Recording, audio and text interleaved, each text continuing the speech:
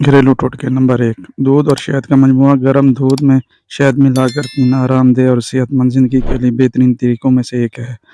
शहद के तिबी ख़ास और दूध के ग़िज़ाई फ़वाइद का मजमूआ मुख्तलिफ़ बीमारियों से लड़ने में मदद फ़राहम करता है। नंबर 2 ज़ीरा पानी। ज़ीरा पानी को भिगोकर पीना हज़मी मसाइल को दूर करने और मैदे को क़ुव्वत देने में मदद फ़राहम करता है। ये एक मौसर घरेलू इलाज है जो बीमारियों को पेश नहीं आने देता।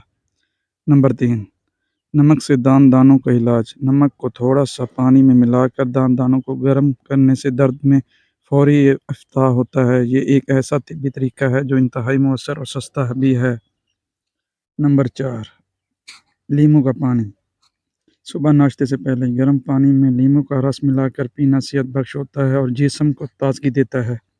लीमू को तिब्बी फ़वाइद जल्द को निखार और जिस्म को ताज़ा रखने में मदद फ़राहम करते हैं। नंबर 5 दही का इस्तेमाल। दही को चेहरे पर लगाने से जल्द की चमक बढ़ती है और उसका इस्तेमाल बालों के लिए भी मुफीद होता है।